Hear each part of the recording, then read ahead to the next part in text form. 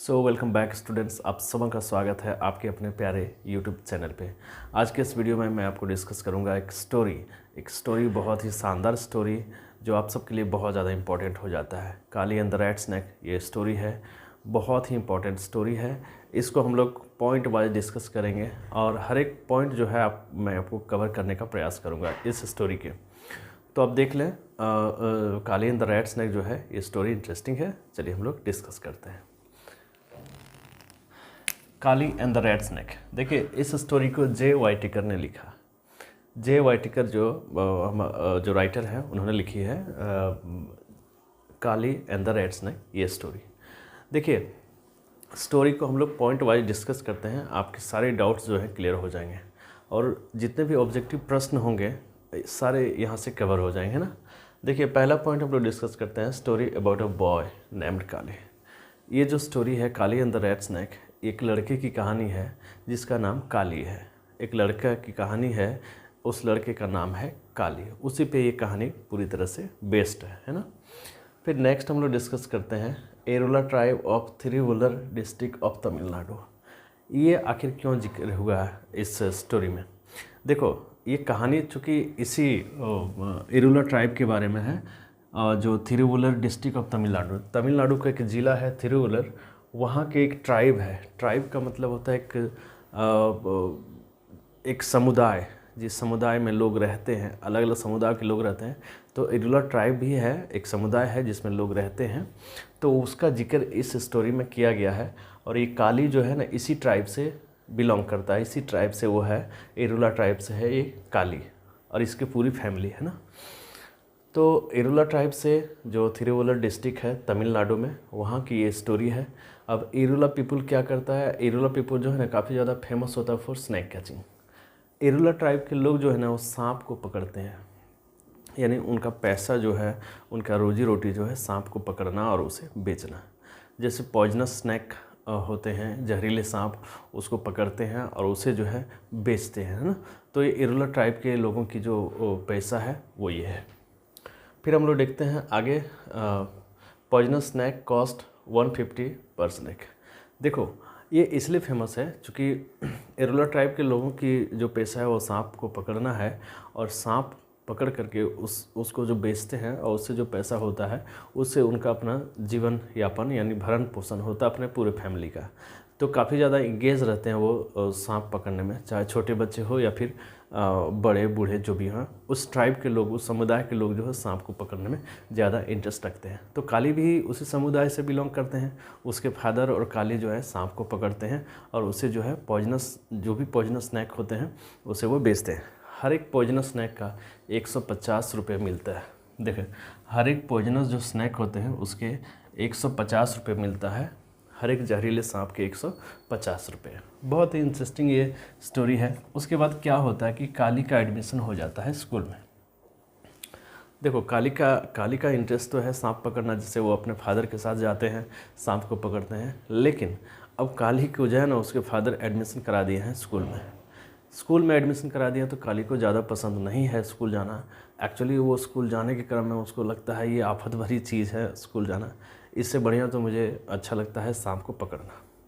लेकिन जब एडमिशन दिलाया गया है तो वो स्कूल जाना शुरू कर दिए हैं और कम से कम 2 महीने हो चुके हैं तब की ये स्टोरी बताई जा रही है। लगभग 2 महीने हो चुके हैं उसे एडमिशन दिए हुए।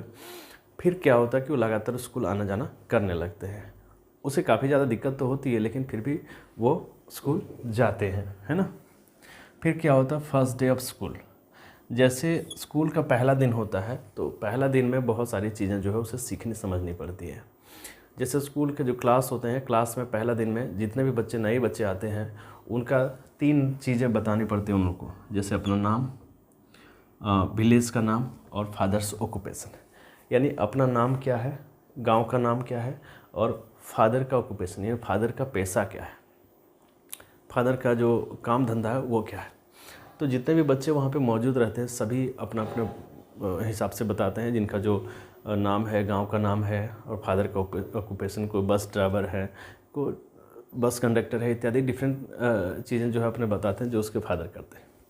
लेकिन जब काली की बारी आती है तो काली क्या करते हैं, वो बताते हैं कि मेरा नाम काली है और मैं थिरुवल्लुर डिस्ट्रिक्ट इरोला ट्राइब से हूँ और थिरुवल्लुर डिस्ट्रिक्ट तमिलनाडु, और मेरे पिताजी जो है वो सांप पकड़ते हैं। तो इतना सुन करके क्लास में पूरी तरह से बच्चे जो आपस में डिस्कशन करने लगते हैं, कानाफूसी करने लगते हैं। तो एक तरह से कहा जाए कि उसे हे दृष्टि से देखा जाने लगता है पूरे क्लास में। उसे कोई दोस्ती नहीं करते हैं, काली से कोई दोस्ती नहीं करते हैं, क्योंकि रीज़न यही है कि उसके पापा जो है वो सांप पकड़ते हैं। तो एक तरह से हेट वाली दृष्टिकोण यानी घृणा वाले दृष्टिकोण से वहाँ पे काली को देखा जाता है। लेकिन काली ने अपने सच्चाई बता दी कि मेरा नाम काली है, मैं थिरुवल्लुर डिस्ट्रिक्ट से हूँ और मेरे पिताजी सांप पकड़ते हैं, स्नैक कैचर है।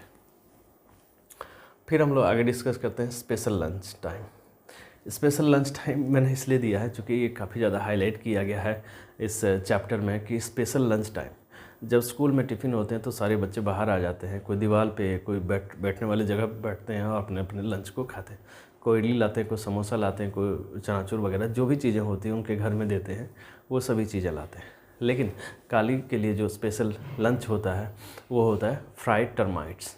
फ्राइड टर्माइट्स का मतलब होता है भूंजे हुए जो दीमक होते हैं वो, क्योंकि उस ट्राइब के लोग वो चीज़ें खाते हैं, यानी भूंजे हुए दीमक जो है वो खाते हैं। तो काली को भी टिफ़िन में यही चीज़ मिलती है, भूंजे हुए दीमक यानी फ्राइड टर्माइट्स, जिसको वो लाते हैं और स्कूल में खाते हैं। तो वो एक्चुअली छुप छुप के खाते हैं। उन्हें लगता है कि शायद कोई मुझे देख न ले, चूँकि मैं फ्राइड टर्माइट्स लाया हूँ, तो इसलिए वो जो है ना छुप छुप के देखते हैं, छुप छुप करके खाते हैं। जब भी कोई आते हैं तो वो अपनी खाने वाली चीज़ को छुपा देते हैं। फिर देखते हैं next, sorting in the class for rat snake. अब यहाँ पे एंट्री हो जाती है रैट स्नैक। ऊपर जब जो हेडिंग देख रहे हैं काली एंड द रैट स्नैक, काली के बारे में इतने डिस्कशन हमने किया।